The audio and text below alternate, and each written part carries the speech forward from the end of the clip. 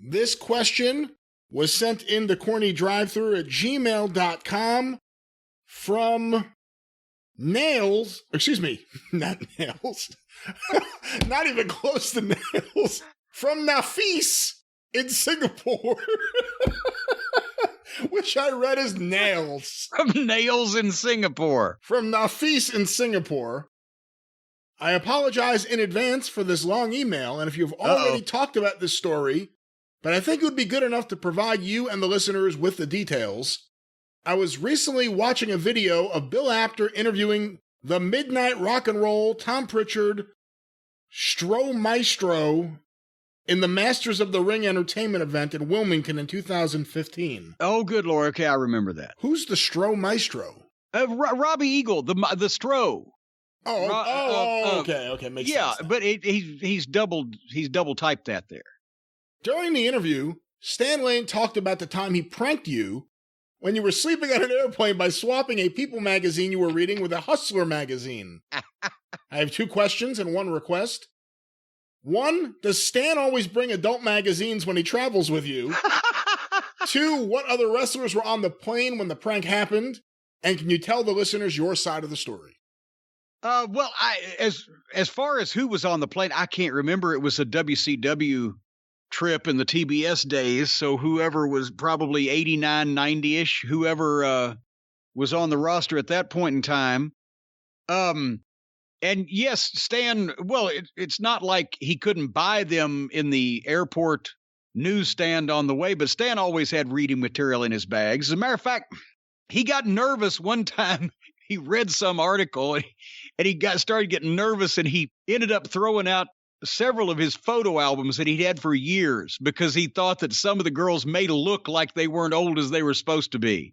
And I was like, I would have fucking checked before I'd thrown out all that material. I'd have gone back and looked for driver's licenses and shit. Anyway, wonderful collection of photography. Nevertheless, so we're going somewhere, and everybody knows I've always hated to fly. And this was back before I even discovered Xanax, right? So what I would do, especially on longer flights, and especially ones early in the morning, I would stay up all night on purpose so that when I got on the plane, I would be so tired that I would hopefully be able to go to sleep if it was smooth and etc. Because what I'd do, I had my routine. I'd always have my magazines and my reading material. As soon as I got on the plane, I would occupy my space. I'd have everything the way I wanted it, my books in the pocket in front of me. I would open the magazine I was most interested in, and I wouldn't look at the windows. I wouldn't look at the people. I would just bore into that book, right? And concentrate on not being on that airplane. And if it was smooth and there was no fucking shit going on, I'd be so tired, so exhausted, I'd be reading and I'd gradually fall asleep. Okay. Well, Stan noticed this one day, and my tray table was down, and the magazine was spread out that I'd been reading, and I was just kind of slumped over forwards, right? So you couldn't even really tell I was asleep. I was just kind of intently staring down.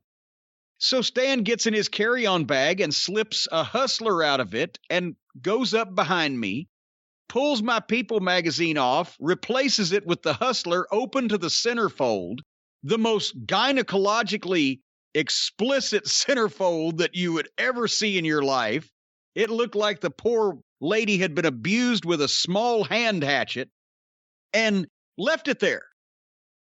And I didn't know anything about it. And Stan later on, when he was telling me afterwards the stuff that I didn't realize, he said every time some woman, some old lady, some fucking grandmotherly type would be walking back to go to the bathroom, they'd have to pass me, and they'd look down and see that, and they'd look at me like I was filth, like I was horse shit on their shoes that they should scrape off and hose off their porch, right?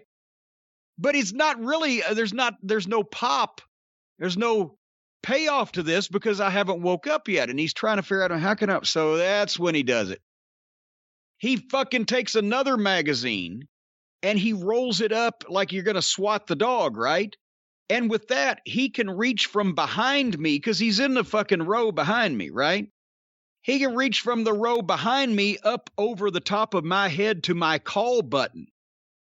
And he presses the fucking stewardess's call button with that magazine and then sits back real quick. And when that ding goes off right over my head, I fucking wake up and now, oh shit. And I don't like to be woke up on a plane and I'm kind of startled anyway. And then I look down and I see the giant gaping vaginal pussy on the tray table in front of me. And I look around to see if anybody else is looking, which of course the whole plane of wrestlers and everybody else is looking. And then I fucking cover that thing up and turn around and Lane's fucking dying. He said, oh, 3 old ladies wanted to cut your throat on the way back from seeing that earlier. So yeah, that was yes. Stan used to keep quite busy with things like that. Was Stan a big ribber? Oh God, yes. Oh, we've told him before. There got to be some of them on the YouTube channel. But we would do that shit back and forth in the car to each other. I got him with the fucking glass break hammer that I bought in the Dallas-Fort Worth airport. And we waited. We'd gone up to a small show in Oklahoma, and we're coming back, and it was 1 o'clock in the morning and pitch black, just me and Bobby and Stan in the car, and I'm in the back seat, and I've been waiting with that glass break hammer. It looks like a judge's gavel. But when you tap one side of it, there's a speaker on the side of it, and it gives a glass breaking sound, right? So now I see my chance. I started telling Stan about a completely fictitious thing that had happened to me and Bobby and Dennis when we were the Midnight Express in the Dallas territory.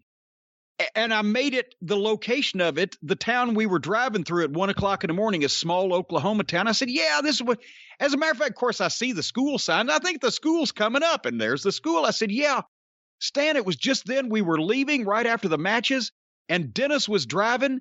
And all of a sudden, as he turned right out of that parking lot and I point right there and Stan's looking, I said, some guy ran out and threw a brick through his windshield, and I tapped the glass beside Stan's head with that goddamn glass break hammer, and he jumped in Bobby's lap. Bobby was driving, and all of a sudden, what the fuck? God, shit. So then he'd get me back later on, or then I'd get him and make him piss in his pants when he was leaning out taking a piss behind a dumpster as a cops, and he'd jump back in, but he forgot to quit pissing when he pulled his pants up. Or then he got me with the lots of ants that's detailed in the Midnight Express book, that rib. It was something to do. We kept occupied.